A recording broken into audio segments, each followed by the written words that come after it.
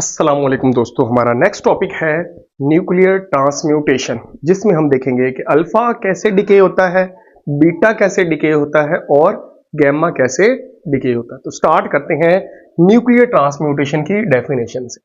ये simple definition है जिसमें हमारे पास कोई पेरेंट एलिमेंट होता है। पेरेंट एलिमेंट, वो पेरेंट एलिमेंट जब रेडिएशन एमिट करता है, कौन सी रेडिएशन, अल्फा बी, बीटा या गैमा, तो पेरेंट एलिमेंट किसी और एलिमेंट में चेंज हो जाता है। यानी पेरेंट एलिमेंट में से जब कोई भी रेडिएशन एमिट होगी तो वो पहले जैसा नहीं रहेगा, वो एक नया एलिमेंट बन जाएगा जिसको बोलते हैं डॉटर एलिमेंट।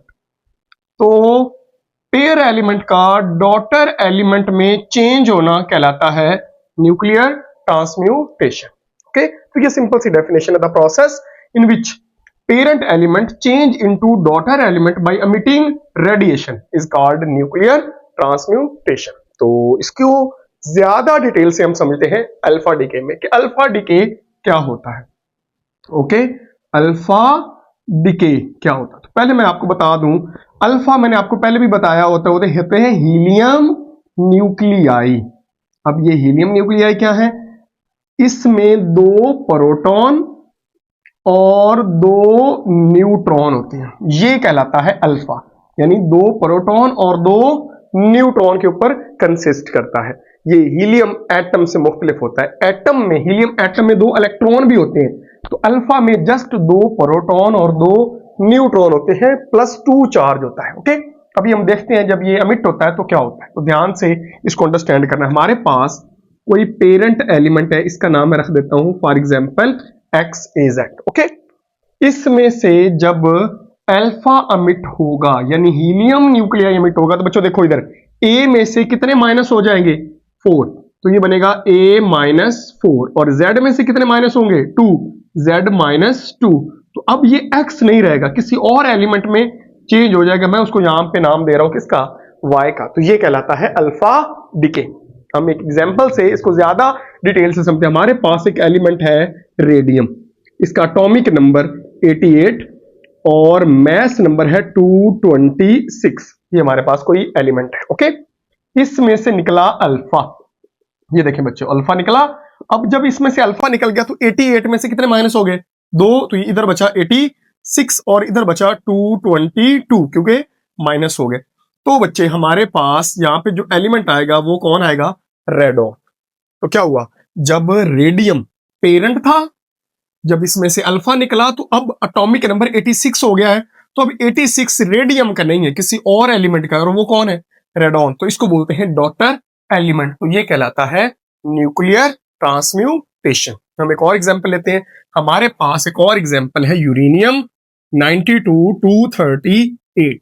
इसमें से जब अल्फा अमिट होगा तो बच्चों यहाँ पे यूरेनियम 92 का कितना रह जाएगा, 90, और 238 का रह जाएगा 234। तो 90 जो एटॉमिक नंबर होता है वो होता है थोरियम का। तो देखा, एक एलिमेंट दूसरे में क्या हो गया, चेंज हो गया। ओके, तो इस तरह बच्चे ये पेरेंट, ये डॉटर और अमिट की रेडिएशन, तो ये कहलाती है न्यूक्लियर ट्रांसम्यूटेशन।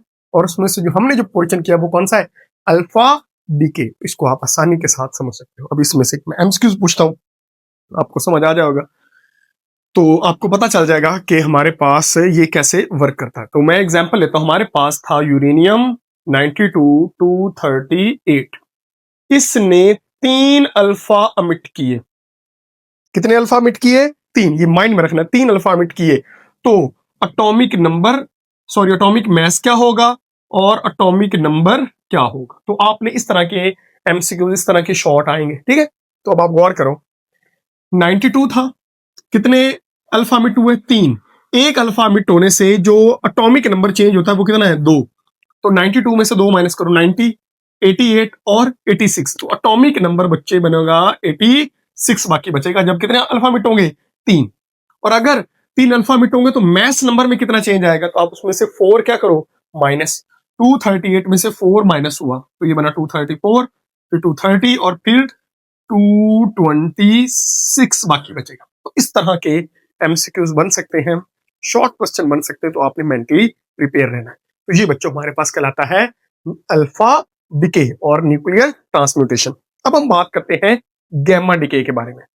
गैमा डिके को समझाने के लिए मैं एक एग्जांपल लेता हूं, वहां से आप इसको अच्छे से अंडरस्टैंड कर सकते हैं। ये हमारे पास है न्यूक्लियस और बाहर इलेक्ट्रॉन रिवॉल्व कर रहे हैं ऑर्बिट के अंदर, ओके, और ऊपर भी ऑर्बिट मौजूद है। मैं एग्जांपल लेता हूं, जो सबसे कम एनर्जी होती है इलेक्ट्रॉन की वो पहले ऑर्बिट में। फॉर एग्जांपल इसमें इसकी एनर्जी है 1 इलेक्ट्रॉन वोल्ट और दूसरे में इसकी एनर्जी है 3 इलेक्ट्रॉन वोल्ट, ओके। अब इलेक्ट्रॉन फर्स्ट ऑर्बिट में रिवॉल्व कर रहा है, एनर्जी फिक्स है, ओके।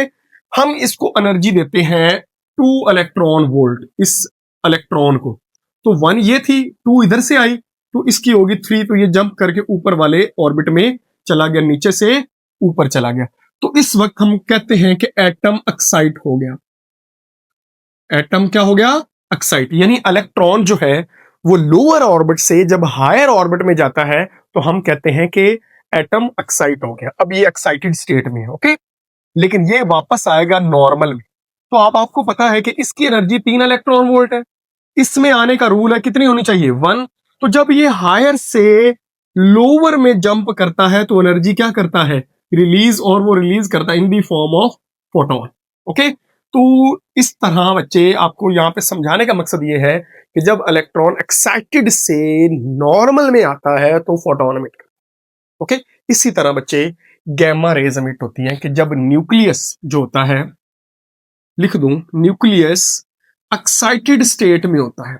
एक्साइटेड का मतलब उसकी एनर्जी बढ़ जाए, यानी प्रोटॉन है ना न्यूक्लियस के अंदर, वो रिवॉल्व कर रहे हैं, मूव कर रहे हैं, उनकी जब एनर्जी बढ़ती है तो वो भी एक्साइटेड स्टेट में जाते हैं। लाइक क्वांटम मैकेनिकली होता है वो इसी तरह ही है, जिस तरह ये इलेक्ट्रॉन नीचे वाले ऑर्बिट से किधर गया?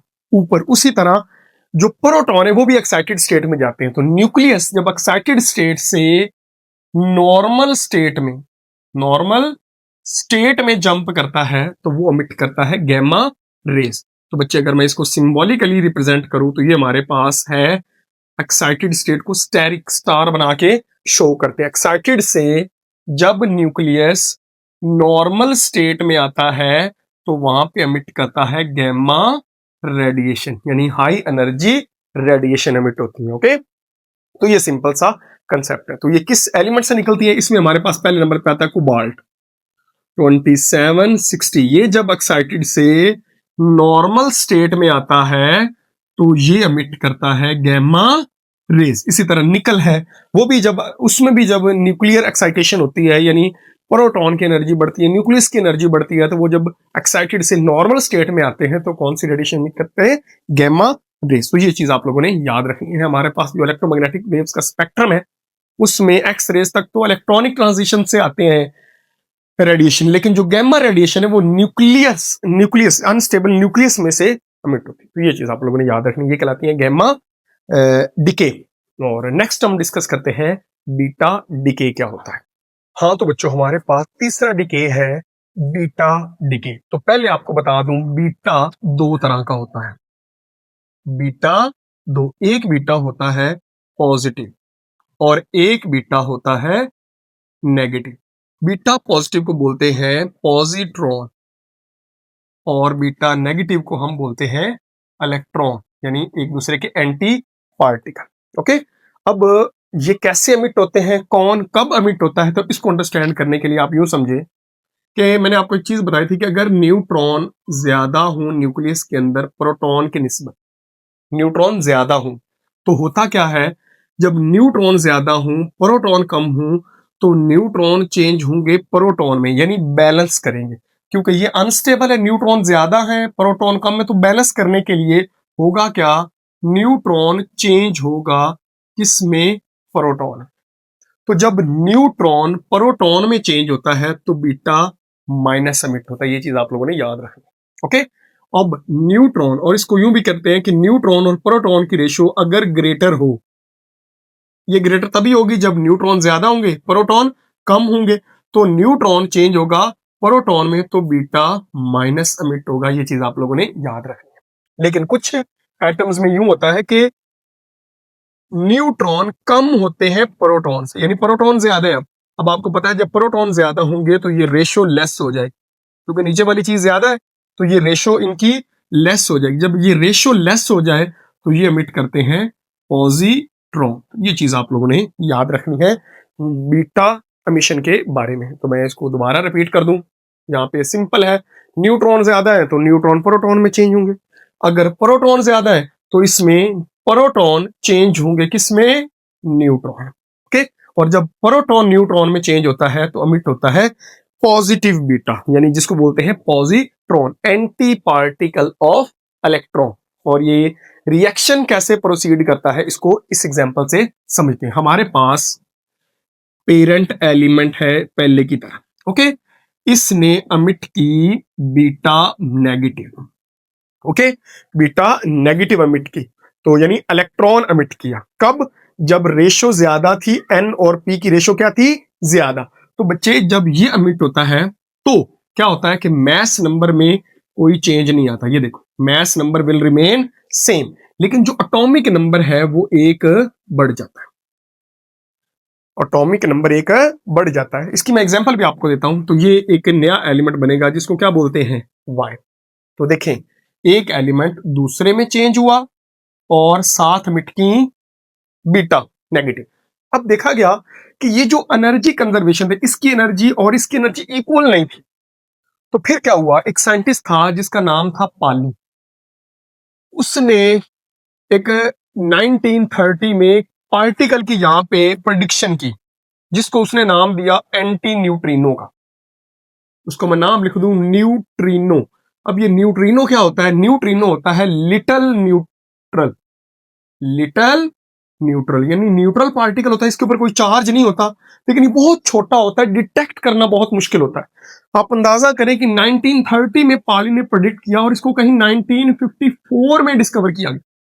1950 बहुत छोटा होता है, बहुत कम चांस होते हैं इसके डिटेक्ट होने। तो जब ये डिस्कवर हो गया तो ये इक्वेशन बिल्कुल बैलेंस होगी, जितनी एनर्जी यहाँ पे थी उतनी एनर्जी यहाँ पे थी। तो ये ओबे करने लगा law of conservation of energy. तो ये चीज आप लोगों ने याद रखनी है, जब बीटा नेगेटिव एमिट होता है तो साथ एंटी न्यूट्रिनो एमिट होगा। ओके, तो इस तरह ये रिएक्शन कंप्लीट कर। अब इसकी एग्जांपल लेते हैं। मैंने बोला था कि जब न्यूट्रॉन ज्यादा हूं प्रोटॉन से, तो न्यूट्रॉन चेंज होता है किसमें, प्रोटॉन में। मैं यहाँ पे न्यूट्रॉन ले लेता हूं, ये मैंने न्यूट्रॉन ले लिया। ओके, अब क्या हुआ, न्यूट्रॉन में से जब बीटा माइनस निकला तो आपको पता है ऊपर 1 ही रहना चाहिए, तो ऊपर क्या रहेगा, 1। नीचे z प्लस 1 होगा, यानी 0 प्लस 1, तो वो आपको पता क्या होता है, 1।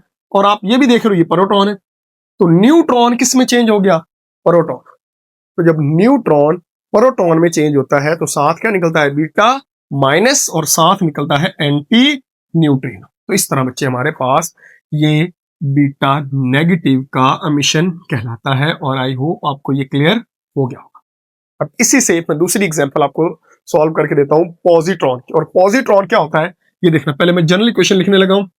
जब बीटा प्लस 1 बाहर आएगा तो क्या होगा, mass number will remain same, इधर भी mass number will remain same, लेकिन जो z है उसमें से एक क्या हो जाएगा, कम हो जाएगा।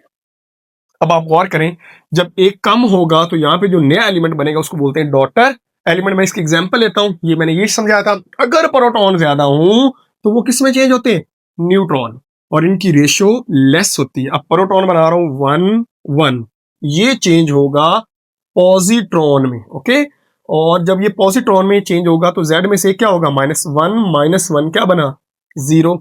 ऊपर 1 नहीं आएगा, तो नीचे 0 हो ऊपर 1 हो, नीचे 0 ऊपर 1, तो ये क्या होता है, न्यूट्रॉन, और साथ निकलेगा न्यूट्रिनो। तो ये चीज आपको समझा दूं, अगर इधर एंटी पार्टिकल है तो इधर पार्टिकल होगा, अगर इधर पार्टिकल है तो इधर एंटी पार्टिकल होगा। यानी बीटा अमिट नेगेटिव अमिट हुआ तो इधर अमिट हुआ एंटी न्यूट्रिनो, और अगर इधर पॉजिट्रॉन अमिट होगा यानी एंटी पार्टिकल होगा तो इधर पार्टिकल यानी न्यूट्रिनो अमिट होगा। इस तरह ये इक्वेशन भी ओबे कर रही है law of conservation of energy को, और law of conservation of momentum को, और law of conservation of charge को। ये सारी चीजें फुलफिल हो रही।